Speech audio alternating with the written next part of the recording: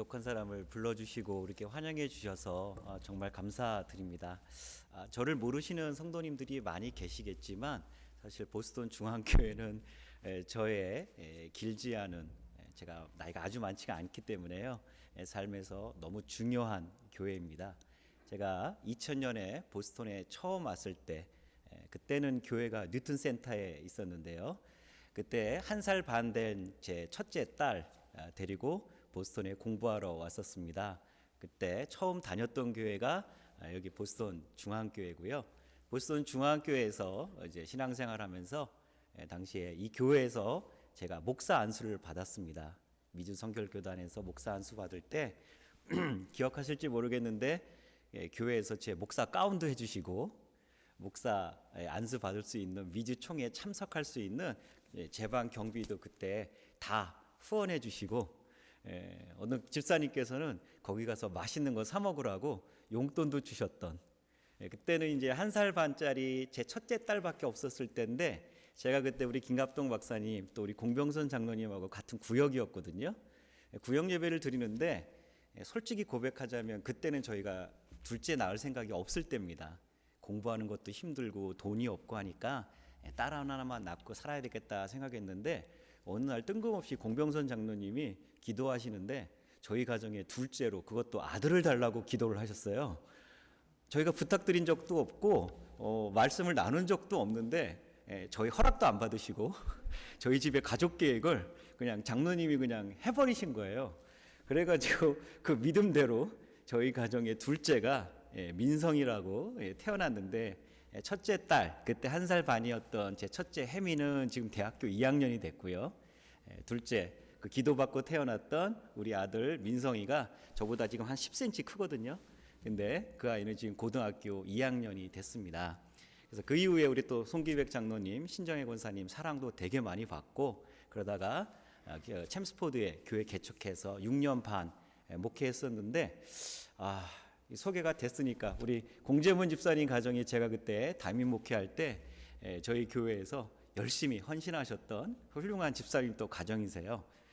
제가 여기 선다는 걸 알고 오신 것 같지는 않은데 꼭 어떻게 알고 오신 것처럼 오늘 이렇게 돼서 너무너무 감격이고 감동입니다. 그래서 제가 보스턴 올 때마다 우리 장로님, 권사님, 또 우리 김갑동 박사님과 우리 공사모님, 또 모든 성도님들 뵐 때마다 제가 오늘날 이렇게 학교에 들어가서 제가 8년차 교수 생활을 하고 있는데, 오늘날에 제가 있을 수 있도록 정말 저를 물도 주시고 양분도 주셔서 오늘날에 저를 키워주신 그러한 교회라 생각하고 정말 깊은 감사를 드립니다.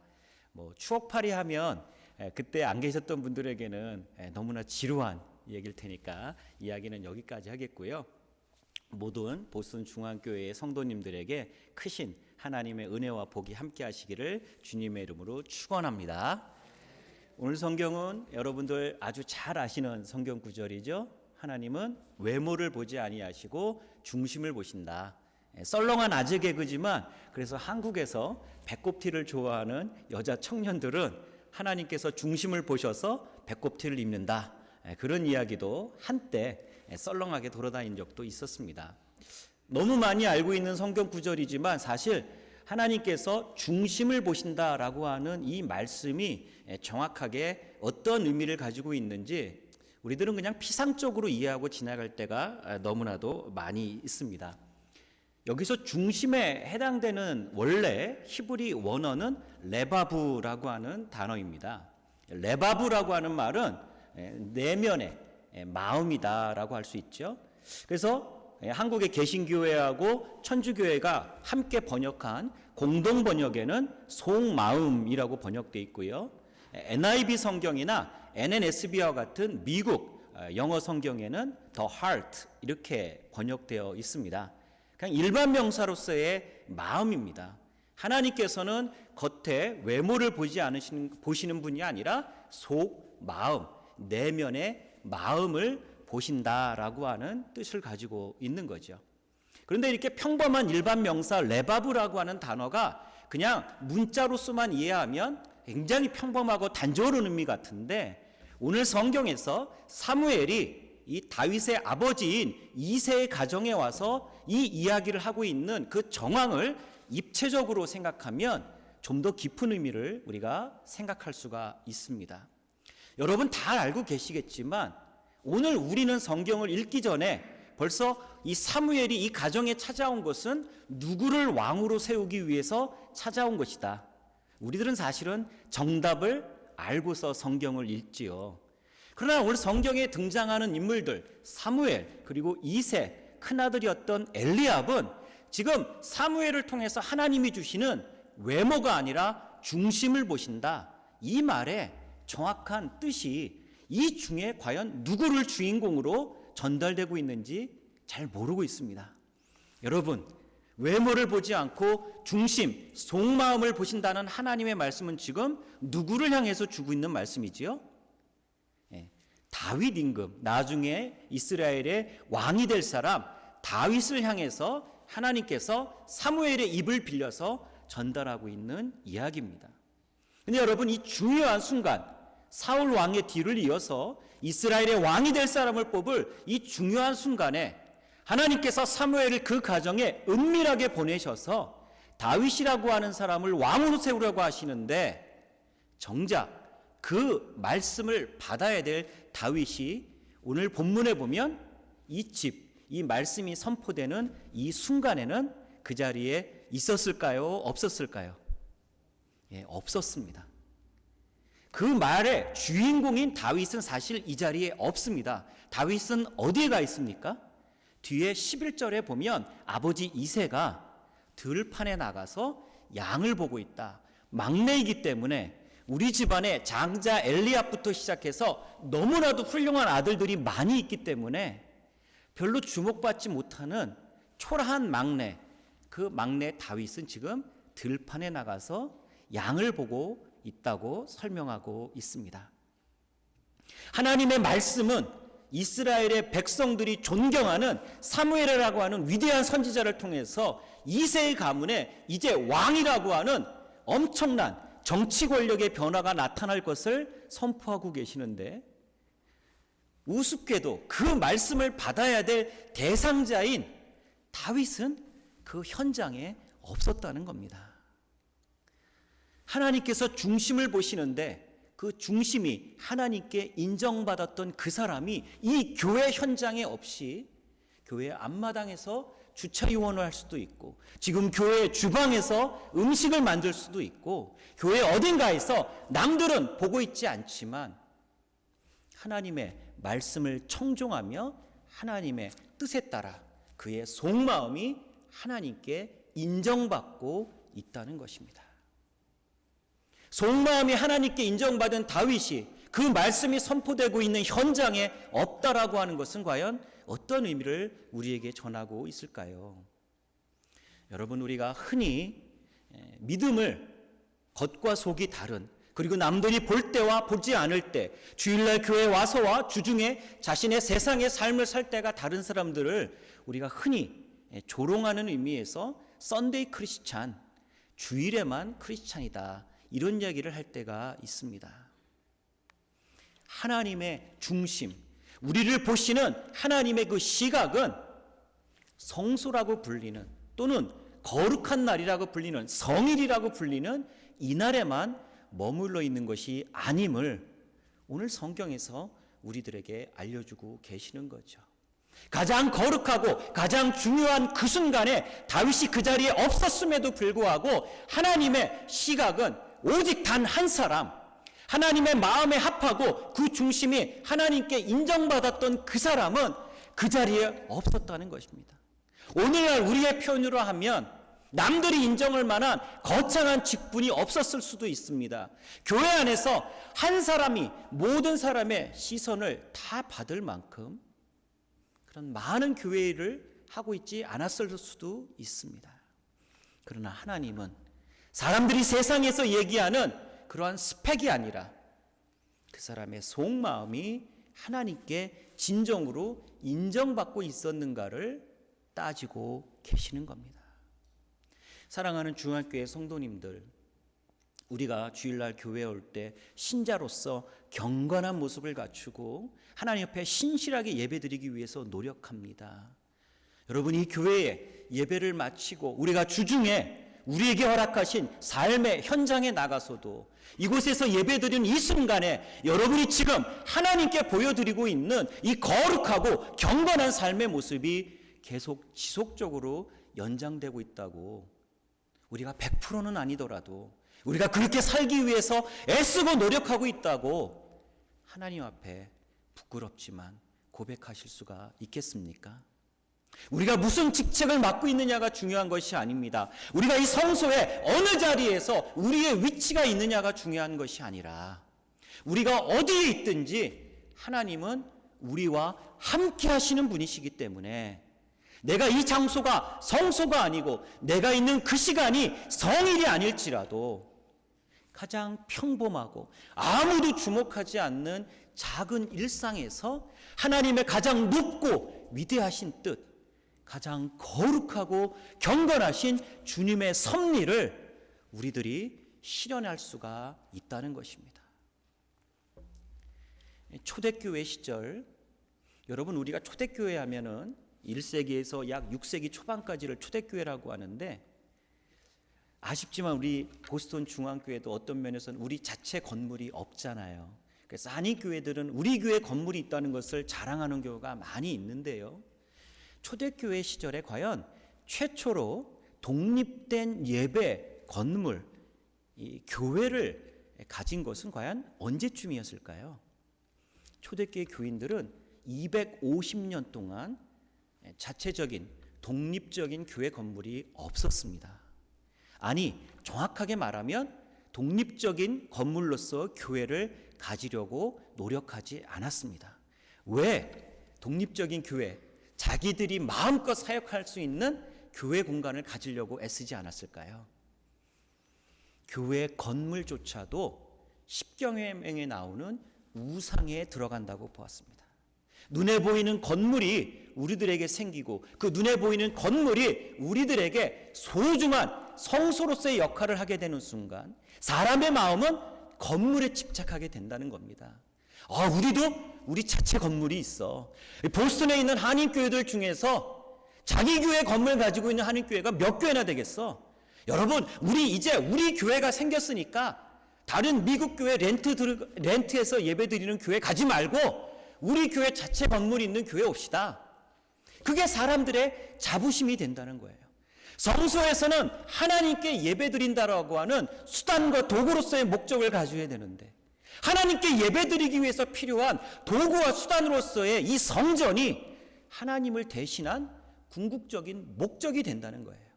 그래서 초대교회 성도들은 250년 동안 교회 건물을 가지지 않았습니다.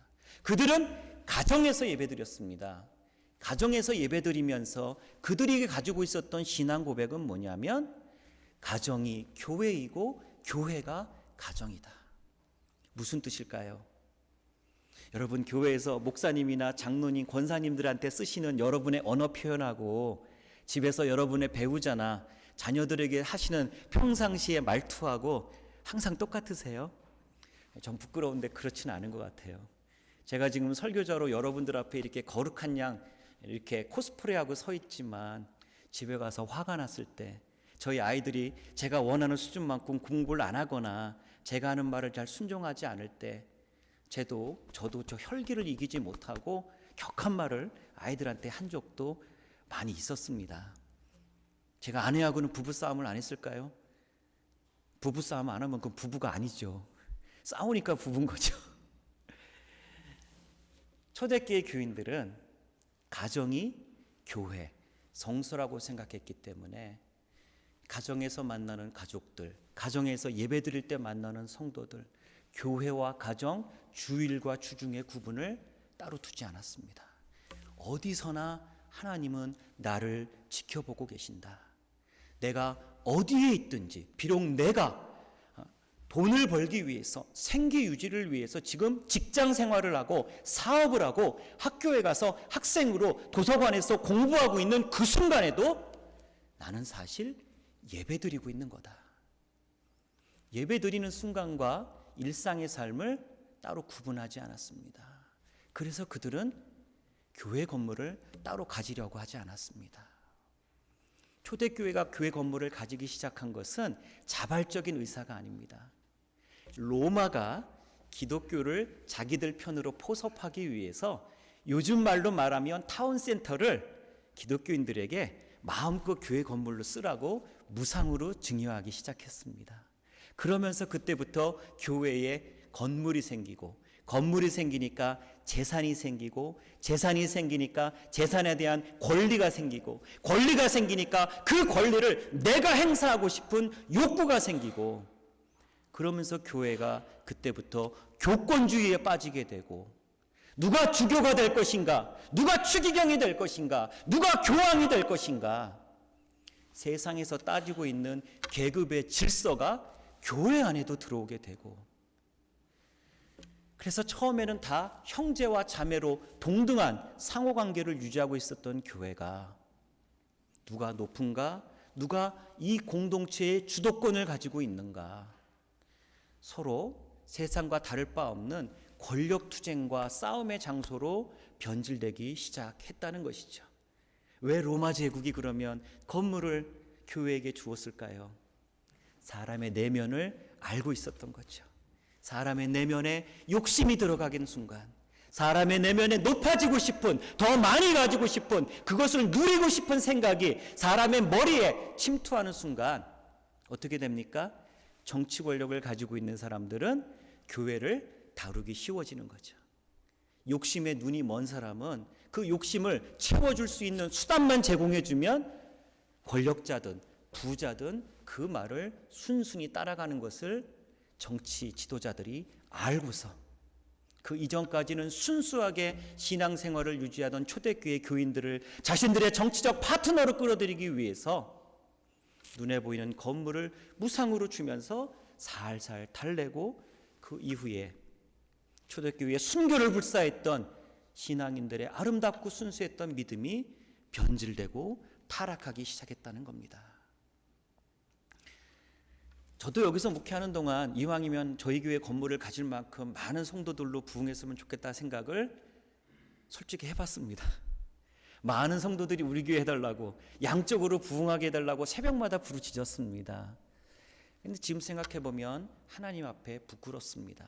하나님께서 저에게 만약에 물으신다면 내가 그때 했던 부흥과 성장의 기도가 하나님의 영광을 위해서 필요했던 것이냐, 아니면 부흥과 성장 자체가 궁극적인 목적이었느냐, 왜 사람이 많아져야 된다고 생각하느냐, 왜 교회 재정이 늘어나야 된다고 생각하느냐, 왜 우리가 교회 건물을 가지고 단독으로 그 건물을 사용해야 된다고 생각하느냐, 그 모든 것들이 하나님을 높이시기 위한 목적의 수단과 도구, 과정이라고 하는 것이 우리들 마음속에 정확하게 자리 잡고 있지 않다면 죄송합니다, 교회도 우상이 될 수가 있습니다. 리차드 포스터라고 하는 유명한 신학자가 있는데, 그 신학자가 자신의 책에 이렇게 썼습니다. 주일날 아침에 와서 예배드리는 것으로 하나님 앞에 내가 구원을 받을 수 있는 모든 조건을 충족시켰다, 내가 하나님 앞에 해야 될 도리를 다 했다라고 스스로 생각하고 거기에 만족하는 순간 예배도 우상이 된다. 여러분, 예배는 드리고 가서 후련하게 우리의 심리적인 만족을 채워주는 것이 아닙니다. 주일 예배를 안 드리면 뭔가 찜찜하고, 그래도 내가 이 다음에 천국 가야 되는데 이렇게 하면 안 되지 않나라고 하는 내 내면의 심리적인 불안을 해소해주는 그러한 내면의 방어 장치가 예배가 아닙니다.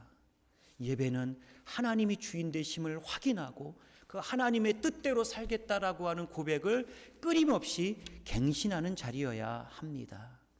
그런데 우리가 예배 자리에 와서 앉아서 1시간의 예배를 다 하고 의무와 책임을 다했다라고 하는 후련함을 느끼고 간다면, 죄송하지만 우리는 그리스도인이긴 하지만 교회라고 하는, 예배라고 하는 우상을 섬기고 있는 또 다른 형태의 우상 숭배자들도 될 수가 있다는 겁니다.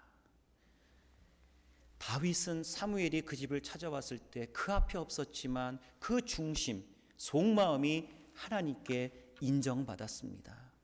지금 우리가 주일 예배 드리기 위해 성소에 앉아 있습니다. 이 거룩한 성소에 우리가 앉아 있지만 과연 우리의 속마음, 우리의 내면이 하나님께 인정받을 수 있는 것인지 한번 우리들 스스로를 돌이켜 보시는 우리 모두 될 수 있기를 주님의 이름으로 축원합니다. 두 번째로 오늘 본문에서 중심을 보신다라고 하는 말씀에서 우리가 주목할 것은 보고 있다라고 하는 동사입니다. 재미있는 것은 이 보고 있다라는 말에서 우리가 생각할 것은 아까 말씀드린 대로 다윗은 그리고 우리 인간의 속마음은 우리 인간의 시야로는 볼 수 없는 것을 뜻합니다.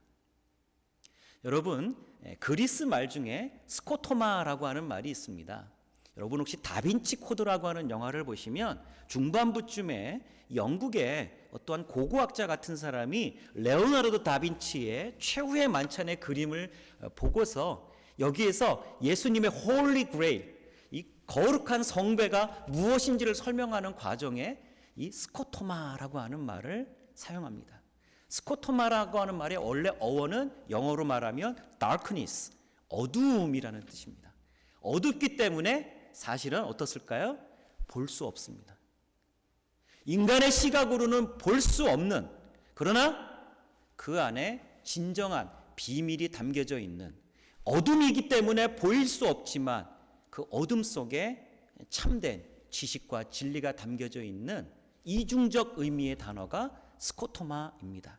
그래서 그 영화 속에서는 그 단어를 설명하는 그 노학자가 이렇게 이야기합니다. The mind see what it wanna see.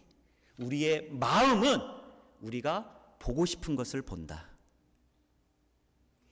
어떠한 대상을 보더라도, 어떠한 건물을 보더라도, 어떠한 상황을 보더라도 우리들 마음속에 이미 가지고 있는 우리들의 선입견과 편견이 그 사람, 사건, 상황에 대한 전체적인 내용을 이미 결정하고 들어간다는 거죠. 이 중에 저를 아시는 분도 있고 모르시는 분도 계신다고 말씀을 드렸습니다. 여러분, 제가 설교를 잘해서 여러분들이 은혜를 받으시면 여러분들이 저를 좋아하실까요? 아니면 제가 설교를 시작하기 전에 평상시에 저를 굉장히 좋아하고 아끼시는 분이 계시면 제가 설교를 못해도 은혜를 받을까요? 과연 설교의 내용이 여러분들이 저를 좋아하는 감성에 자극을 줄까요? 아니면 여러분이 이미 저에 대해서 가지고 있는 감성적인 판단이 제가 여러분에게 지금 드리고 있는 설교에 대한 은혜의 여부를 결정할까요? 조금 바꿔서 얘기하면 여러분 담임 목사님이 좋으면 담임 목사님의 설교가 다른 날보다 그저 그런 것 같아도 은혜 받을 수 있지만 담임 목사님하고 관계가 왠지 불편하고 목사님하고 여러 가지 마음에 꺼리는 일이 있으면 어떻게 됩니까? 목사님이 아무리 설교 준비를 많이 하시고 그 설교를 위해서 기도하고 오더라도 어떻게 되는 거죠? 은혜 못 받습니다. 집에서 아내와 또는 남편과 부부싸움을 심하게 했어요. 근데 그 다음날 아침에 남편이 출근하려고 멋있는 옷을 입었을 때 아직까지 화가 풀리지 않은 부인 눈에 멋있는 옷을 입고 있는 그 남편이 멋있게 보이겠습니까? 아직 분이 안 풀린 남편이 그래도 한번 이렇게 슬쩍 화해해보자. 남편을 위해서 아침상을 정성스럽게 차렸는데 아직 자기의 마음에 분이 안 풀린 그 남편에게 그 맛있는 아침밥을 먹고 싶은 생각이 들겠습니까? 그렇지 않습니다. 우리가 보는 것은 우리의 마음에 달려져 있습니다. 자녀 얘기를 했지만 제가 저희 아이들이 다녔던 학교에 초등학교 2학년 학교가 2학년이 되면 아이들이 나와서 콰이어를 합니다. 100 몇십 명의 아이들이 나와서 강단에서 콰이어를 하는데 수준이 형편없습니다.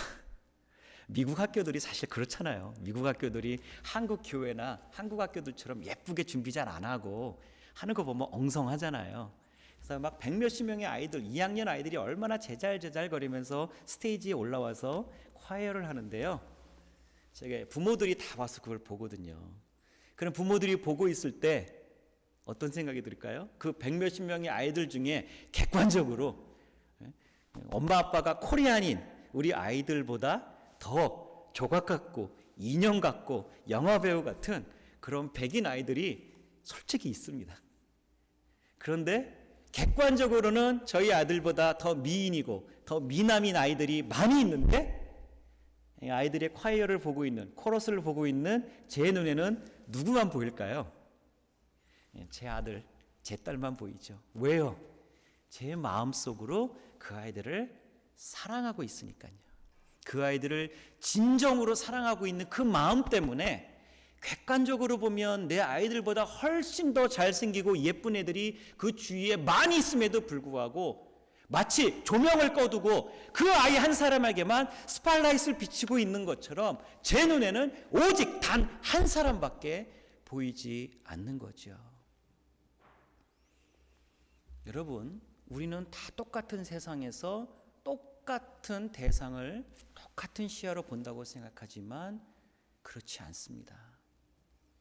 우리는 우리가 보기 전에 우리의 마음속에 무엇을 볼 것인가, 어떻게 볼 것인가, 그것이 이미 다 결정되어 있습니다.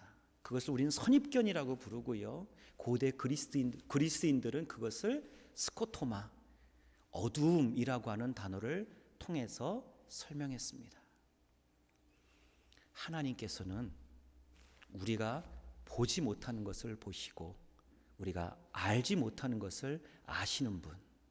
그것은 무슨 뜻이냐면 우리가 어떠한 환경, 어떠한 상황이 있더라도 그것을 우리 인간의 생각으로 나의 경험, 나의 지식이 아니라 하나님의 뜻에 따르겠다라고 하는 그 겸손한 고백을 우리가 주님 앞에 먼저 내어놓아야 된다는 것입니다.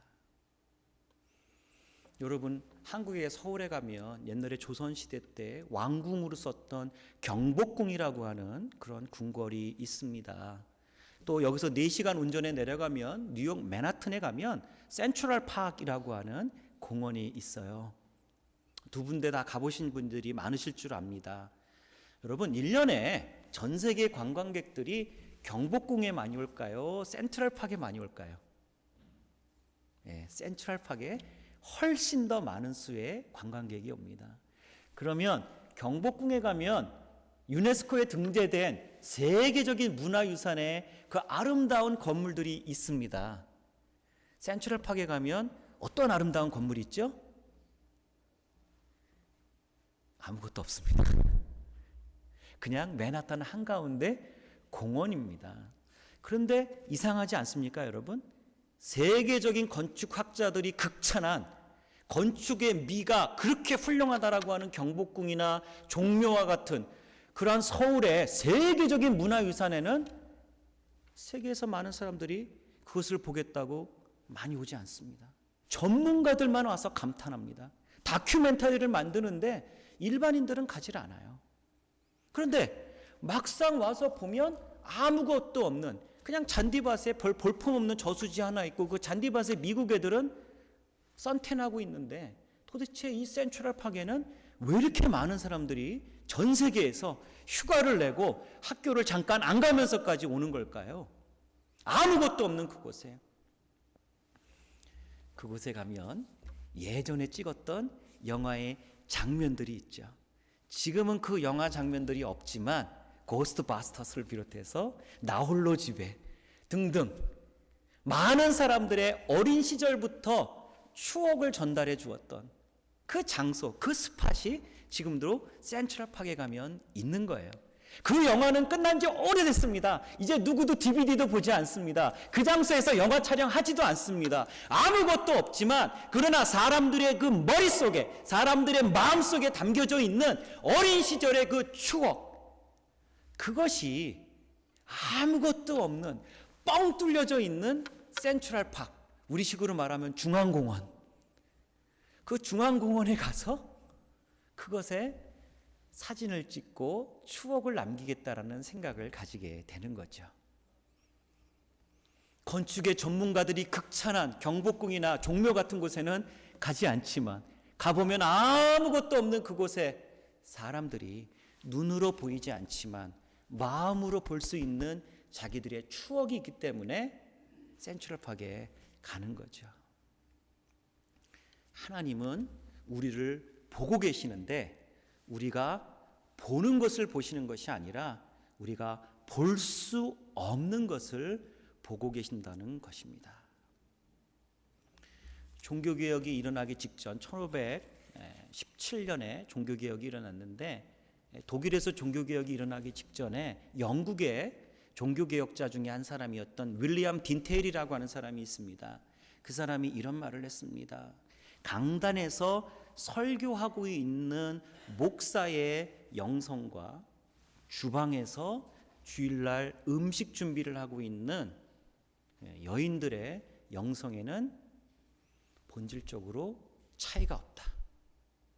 종류의 차이가 있을 뿐이다. 우리가 하나님 앞에 보여드리는 부분과 사람들이 볼 수 있는 부분은 다르다는 것입니다. 교인들이 다 떠나고 뒷정리하고 청소하고 그럴 때 가끔 마음속에 혹시 자괴감을 느끼시는 그런 성도님들 혹시 계십니까? 아무도 보는 사람 없는데 내가 이 일까지 해야 되나? 이거 내가 교회에서 넥타이 매고 주일날 예쁘게 정장 입고 왔는데 이런 일까지 내가 해야 되나? 내가 20대, 30대 집사 때 했는데 내가 40대, 50대를 지나서 이제 60대, 70대 권사님, 안수 집사님, 장로님이 됐는데 내가 이제 이런 거 해야 되나? 라는 생각이 우리 마음에 들어올 때 여러분, 하나님은 우리의 직분을 보시는 분이 아니시라. 하나님은 우리가 몇 대째 예수님을 믿는 사람 그 집안의 소속인가를 보시는 분이 아니시라.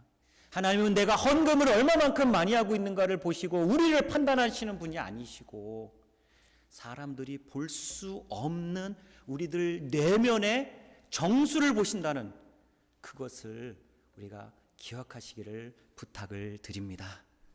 오늘 남선교회 헌신예배라고 하셨죠? 우리 남선교회 회원들에게 부탁을 드립니다. 우리가 대부분 이런 이민사회의 말들이 있죠. 처음 공항에 도착했을 때 나를 픽업해준 그 사람의 직업을 내가 가지게 된다. 그런 말도 있고 내가 미국에 이민 온 그 해에 내 의식의 발달은 멈춘다. 이런 얘기들이 있어요. 그러다 보니까 한국에서 이민 오신 우리 한국 남자분들, 요즘 한국에서 한국 남자들을 조롱하는 말이 한남이라는 말이 있습니다.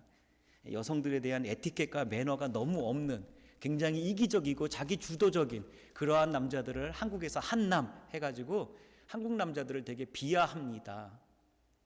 우리 중앙교회에 계시는 남성교회 분들은 우리가 연배가 어떻게 되시든지 교회에서 직분이 어떻게 되시든지 교회 밖에 나가서 여러분들의 비즈니스의 규모와 회사에서의 직책이 어떻게 되시고 여러분들이 얼마나 많은 공부를 하셔서 박사학위를 몇 개를 갖고 계시고 여러분 밑에 직원이 몇 명이 있는지 그 여부를 다 떠나 우리가 하나님에게만 보여드릴 수 있는 우리 삶의 모습이 우리 오늘 남선교회에 가득할 수 있기를 주님의 이름으로 부탁을 드립니다.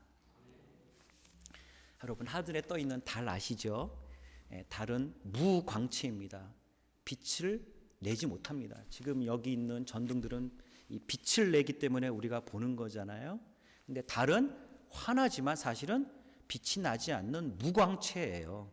그런데 그 달이 왜 우리 인간의 눈에 빛을 내고 있는 것처럼 선명하게 보일까요? 태양이라고 하는 본래의 발광체의 빛이 달의 표면에 닿으면 그 달에서 반사가 되는 거예요. 그러니까 달은 자체적으로 빛을 내는 발광체가 아니라 빛을 내지 못하는 무광체인데 태양의 빛을 받아서 빛을 내는 반사체입니다. 사랑하는 중앙교회 성도님들과 우리 남성교회 분들이 신앙의 반사체 되시기를 부탁을 드립니다. 우리들 스스로가 인정받고 내가 사람들 앞에 존경받고 여러분, 하나님의 빛이 우리들에게 머물러 하나님이 나를 통해서 하나님의 빛을 발하시면 내가 사람들에게 존중받고 싶어서 나를 존경해달라고 얘기하지 않아도 사람들이 존중하고 존경하고 신뢰하고 사랑합니다.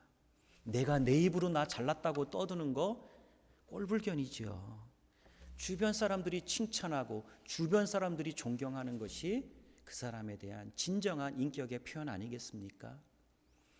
오늘 다윗은 그 자리에 없었습니다.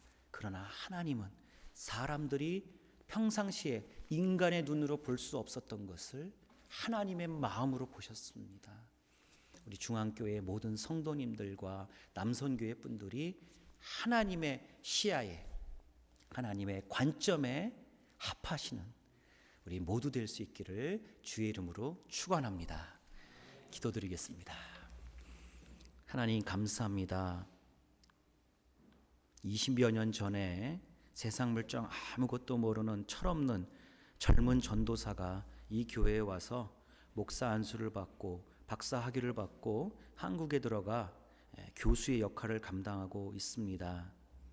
여기 계신 어른들은 여전히 나이 어린 아기 하나 데리고 왔던 젊은 전도사로 저를 기억하고 계실 텐데, 하나님께서 이 중앙교회 성도님들의 기도 덕분에 부족한 사람이 이 중요한 일을 감당할 수 있도록 성장시켜 주심을 감사드립니다. 부족한 제가 감히 하나님의 말씀을 대언했습니다. 오늘 헌신 예배 드리는 남성교회 분들은 물론이고 우리 중앙교회 모든 성도님들에게 오늘 성경에 나온 속마음을 보시는 우리 하나님의 은혜와 복이 임할 수 있도록 도와주시옵소서. 그래서 우리 교회에 있는 모든 성도님들이 중심이 하나님 마음의 합함으로 다윗처럼 크게 쓰임받고 큰 은혜와 복을 받아 누릴 수 있는 귀한 교회, 복된 성도들 될 수 있도록 역사해 주시옵소서. 예수님의 이름으로 기도드립니다. 아멘.